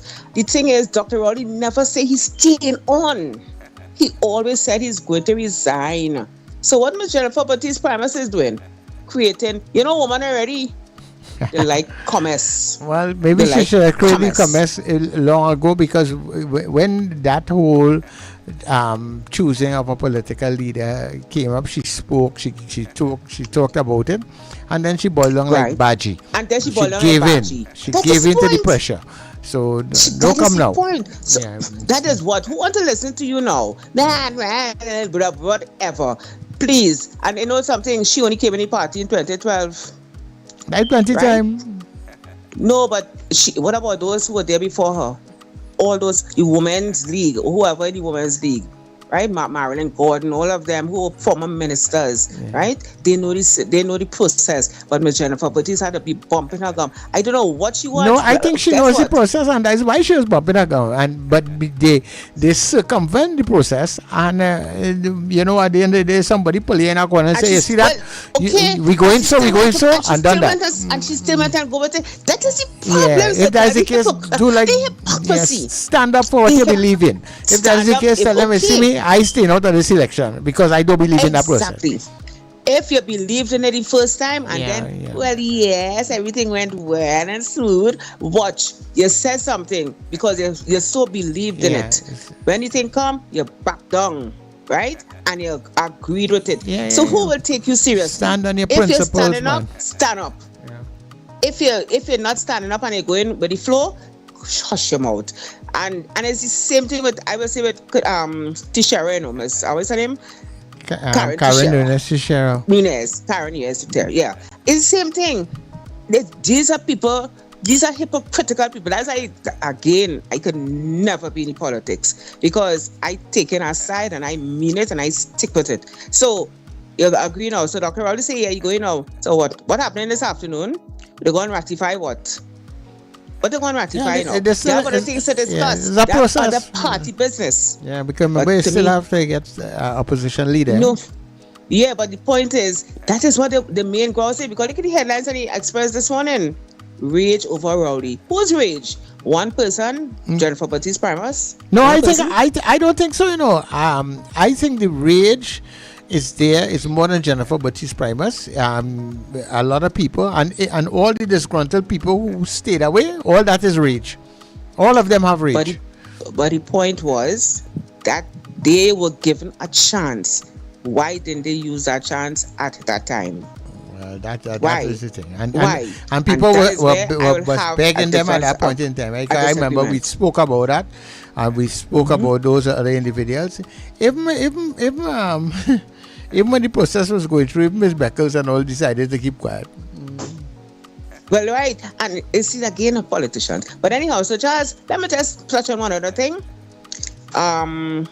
But this today, I think it's tomorrow, Ms. Kamala Prasad will be sworn in, right? Tomorrow. And of course, we must have an AG to have a government, right? To form a government. Yep. So we don't know yet who is the AG. But yes, that's what I was saying as I talk about AG. The attorney for them during the elections, I saw so many times during the morning, not Monday morning, and during the afternoon. That's lawyer Alaha, I think is his name. He was saying that he has 11 pages of complaints and irregularities and stuff like that for the EBC and all kind of things. 11 pages that happened, things that happened during the day. I wonder if he submitted any now. I laugh, Charles. I'll go on with that one. Okay, no problem. Thanks very much, Davide. Yeah, I mean, some things are very comical, but people had the opportunity to really deal with some of those things, and when they were supposed to deal with it, some people just kept quiet. Good morning, caller. Morning, Sir Charles. It's Far Rockaway. How are you doing? I am well, Rockaway. How are you doing this morning? Oh, great. Another beautiful day. T-shirt weather, t-shirt weather. Beautiful day. Huh? Yeah. I was listening to Mr. Motap and that guy, that professor he spoke about. Mm-hmm. I listened to him. The gentleman speaks very simple, no emotion, but just a smile on his face, and he brings across the information so clear and concise, layman terms. Yeah. Very, very, very, very easy to understand. He speaks about the different bases and things. And I remember that where he well, America. I'm not going to go down that road because I said I live here right now, and I find America does a lot of help towards the world. So I can't go negative. I can't go negative and say, well, they build a base here, they build a base there. Although some people go down that way, but I live here now, and even Trinidad benefits from things that they do. So I'm not going to go against or for it, but one thing he spoke about was the tariffs. And he explained that how it's so detrimental to us here. What's gonna happen. So simple, he puts up so simple, like you have a credit card, Mm-hmm. they say you have $5,000 to spend, you go and spend the 5,000. I mean you spend the 5,000 and they come for the money. You say, oh gosh, no, well did you make us spend it? No, no. But he makes it simple, he's very good. Anybody could listen to him, Professor Sachs. If you guys to listen to him, take a chance to listen to him. He's very, very straightforward and clear and makes a lot of sense in whatever he's speaking about. He speaks a lot of sense, So that is it.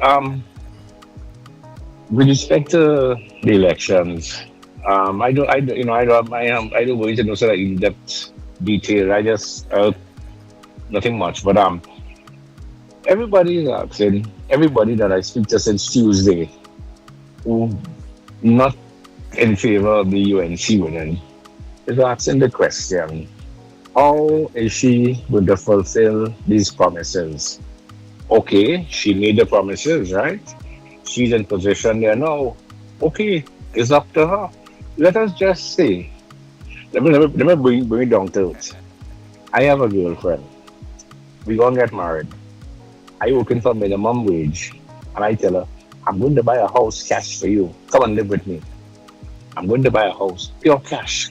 And she watching me say, you mad? You working for minimum wage, and you going to buy a house for me, cash? Huh? You gotta be crazy. You can't do that. And I buy a lotto ticket and I win $500 million. Right? Yeah, you could buy the No, house. I'm not saying, huh? You could buy I'm the not house. saying I could buy it no cash. I'm not saying that is what they're going to do. That's going to happen. What I'm saying is that, okay, he is in position there now. Kamala is in position now. They made promises. Let us see what they do. Everybody up to this morning, that's the first question when they ask the lady, what the promise is. Okay, but you can't change anything. PNM lost, UNC won. They're in position now. If they don't come up and supply fulfill the promises, they could go on the same road or worse, which we might not want. Mm-hmm. Okay, so let us see what they do. But everybody up the whole day yesterday, but this was what how are they going to they're going to pay, how are they going to pay this and pay? Are we going to IMF? We're going to devalue and just wait and see. Suppose there's some kind of major war and oil goes to $300 a barrel, or they hit some big vein somewhere and they put up a set of oil and gas all over somewhere over Trinidad or something, or some of the plans they have, because she spoke about agriculture, they put that in place because they are that particular race is agriculture inclined. They put that in place and they start exporting like Suriname, what Suriname doing and other places, parts of the world. Let us wait and see what they could do. But everybody says, oh, what are they going to put in place? How are you going to play this? We don't know. Let us wait. She said she's going to do it. Well, let's see if she can do it. If she can't do it, she'll pay the cake for it. That is all, Yeah. So, but that's just my little take on it. And with Dr. Rowley, he should leave long time, just bullying people and this one and then the other one telling people to use the bicycle and use coal pot. Well, he could use coal pot now. He have plenty time now. Yeah, plenty time. He can take the bike and run right on the savannah. He have plenty time now. Rockaway, there are two things that I observed yesterday, right? There's a little meme that is circulating, and it's Dr. Rowdy outside the boxing ring and Stuart Long taking licks in the ring, and he well battered, and he telling Dr. Rowdy, boss, you probably here to get all these licks, and he man on the outside, the trainer saying, nah man, you're doing good, No, look, you're doing well. It come from a joke, a long joke of that, Is this boxer in the ring, and you get licks, and every time you come back, the trainer say, nah, you're doing good. You say, well, you say, yeah, you're beating him, so you going back boxing, next round, licks, you getting more licks. You come back, you say, boy, that man beating me in there. The trainer say, nah, he ain't beating you. You going back, you get more licks again. You come back and he sit down, the trainer say, the trainer, boy, that man beating me. The trainer say, nah, you good, he ain't beating you. You see, well, if it's not he beating me, what do I check the referee? Because somebody inside beating me. Somebody is doing it. If it's not the boxer, somebody else doing it. Yes, thanks very much, Sean. You have a great day. You have a good day. Yes, all right. Thanks very much for Rockaway. Oh my gosh, yeah. I needed a good laugh like that, for Rockaway. Somebody, yes, I saw the meme and I'm saying, I said, boss, you put me here to take all these licks, And I was listening to somebody yesterday also who did not vote because the person said that, she felt the same way. She said, Dr. Rowdy is a coward. Because of his experience, he knew that the PNM could not have gone to any election with him, with the disgruntled people, and that is why he decided to pull back. He could have stayed until 2026. He didn't have to go. He could have stayed and fight the election for himself, but he knew he was not that kind of person, and she said, I see it nothing short of wickedness. Good morning, caller. Hey, good morning, Sir Charles. Hey, morning, Princess Sang. Welcome.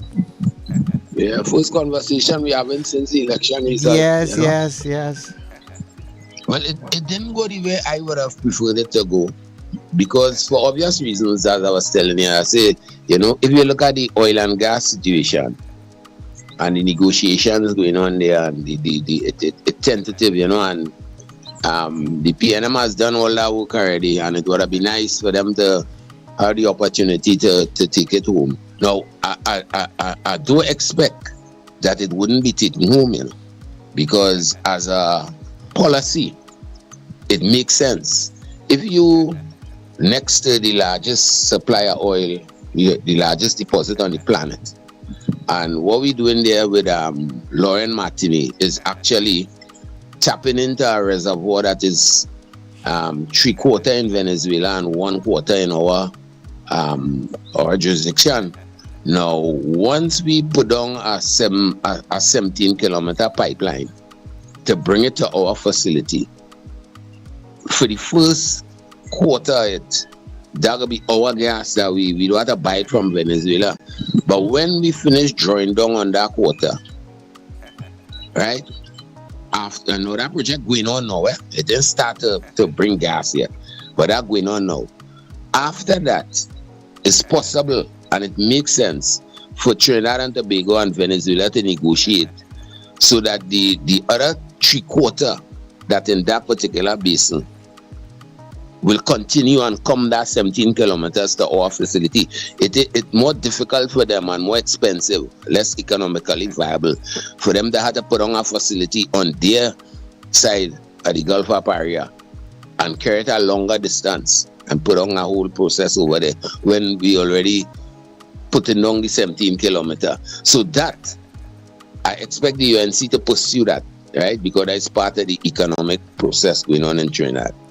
The other one now, the Dragon, that is more a little long term, but it's a requirement. You have to look 30 years down the road. You got children and grandchildren. I ain't gonna be around, but 30 years from now, So I hope that, I don't see any reason it's in their interest to pursue it because it will bring more revenue too, Mm-hmm. So even though they might dance a little bit and put a little spin on it and so on, so I know it's common sense, it's business, it's eager for them, just like how the PNM was eager. I hope they're more eager, so that could get done, right? That is national policy. That is not PNM policy or UNC policy. That is in the national interest, right? Now, to go back to the election, really all the different stories, but I would look at it this way. When Dr. Rowley decided to go, I thought it was the right thing. I think I told you that and all that.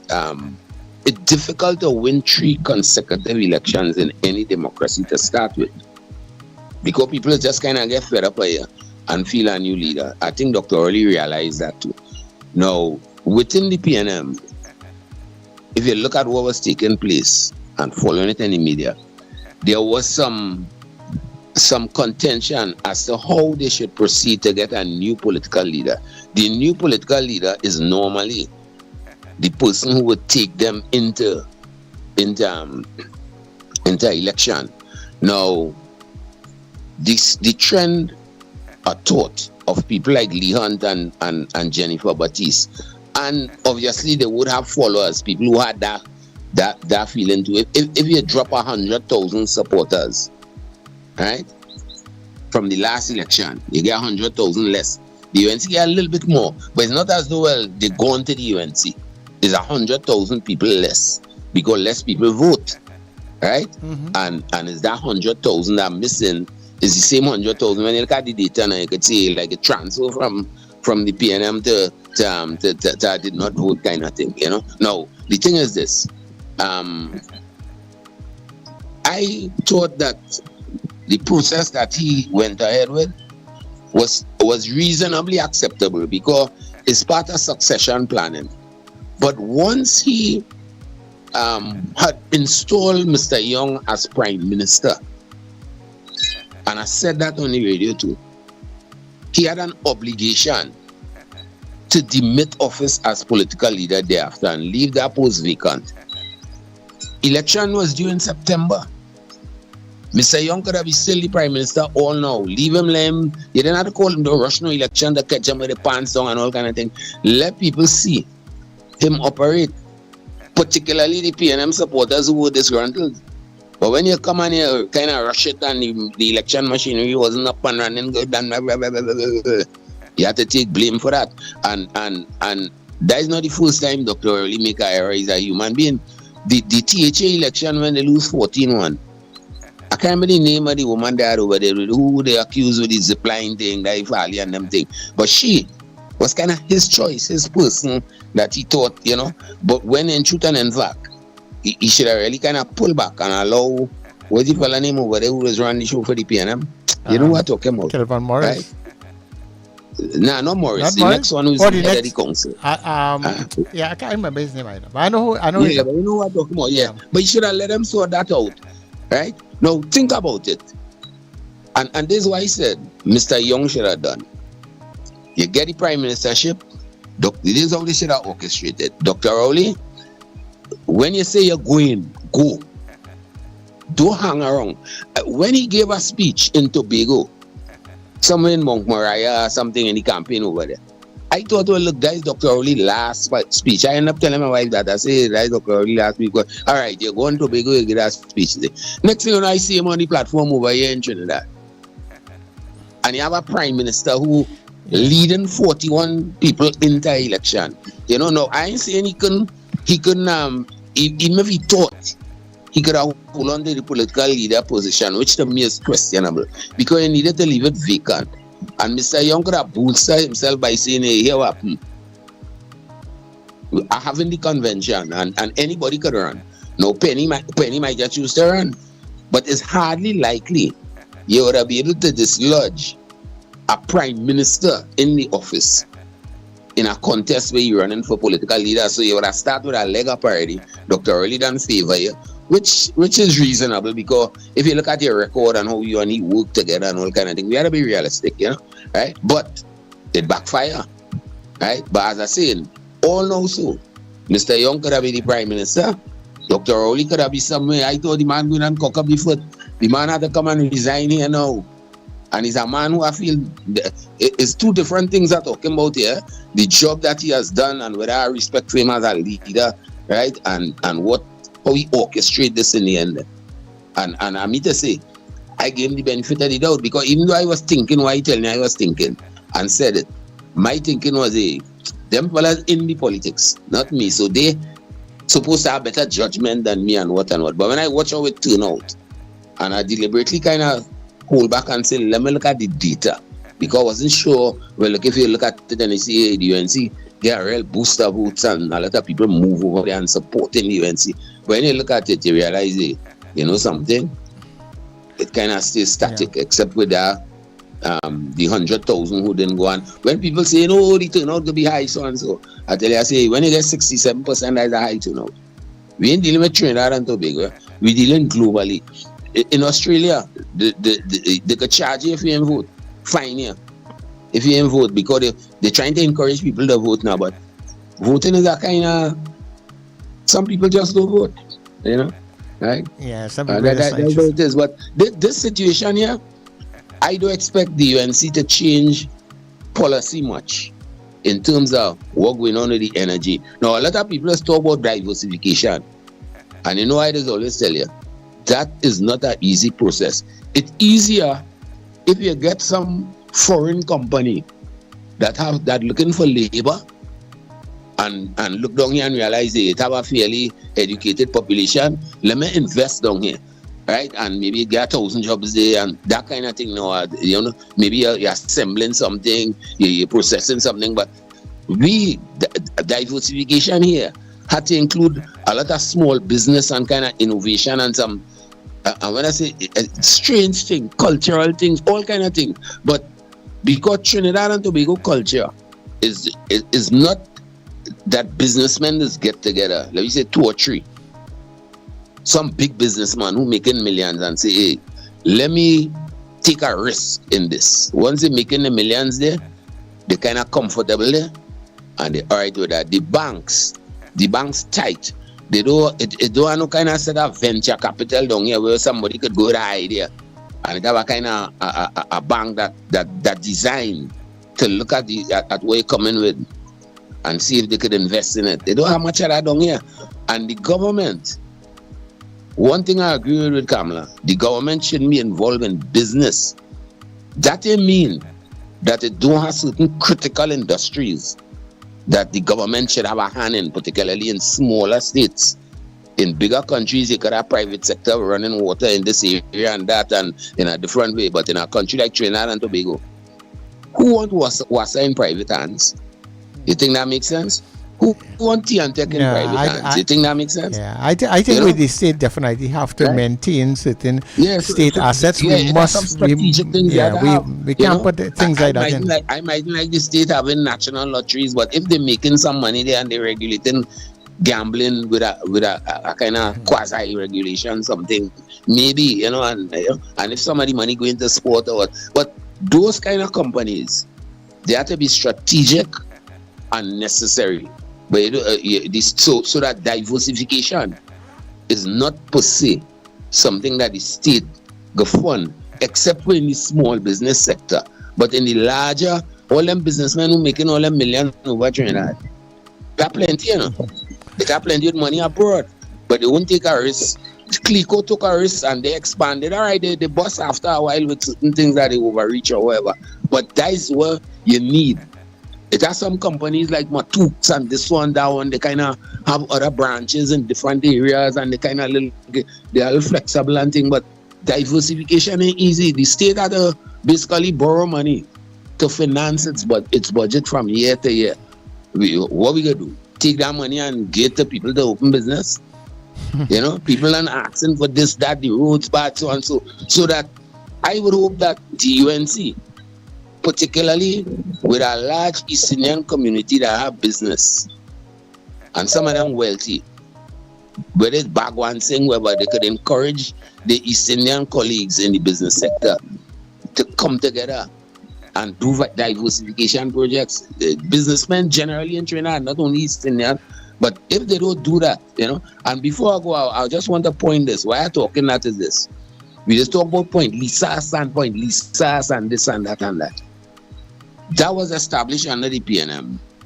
But the genesis of it was the South Chamber. Businessmen in the South Chamber who had the suggestion, the idea, in its embryonic stage. And the government listened and realized, hey, this might make sense, let us go and do so and so. What was the government investment in that diversification, which is taking petroleum to make other products, including mainly fertilizer, right? What they do? They set up the Point Lisa's industrial estate, electricity supply, this, that, and it opened to the people who want to come and get in the business, whether it's Phoenix Park, this one, that one or two the government has shares in. But generally it's a private sector driven thing. And if you look across the country and you go up O'Mara and all up the way to them industrial estate, even down in Digo, Factory Road, close to where I grew up, that is how it is. So when we talking divestment, that is what we really talking That's about. basically And the way looking agriculture does hardly function good under a state management. It's more a private sector driven thing. If we could get under the state, I don't know. I got to leave you. Thanks much. Yeah, man. Thanks much for your input this morning. Thanks everybody for your input this morning. We talk it out. I see Dean coming back inside. Dean, I could give you 2 minutes. Dean, good morning. Hey man, yeah, it could come in after Princess down with that. Right. Now there's this model called the cottage industry model, right? A lot of other countries, and the cottage industry model, it feeds into the larger manufacturing. Like, okay, you mentioned Matuks, isn't it? Now, if Matuks want to ramp up, is how you ramp up the other agricultural products and small farmers and bring them into a larger feeding network, right? And those are the kind of things that cottage industries do, and cottage industry feed in to things. So you might have, let's say, the whole of 1-2 villages just making tomatoes or pumpkin, and that become a pumpkin sauce thing. Or it could be something else, it could be an industrial thing. Okay, some crafting, they're making something that feeds into an automobile, right? So you can have a whole community that just making different products from a cottage industry point of view,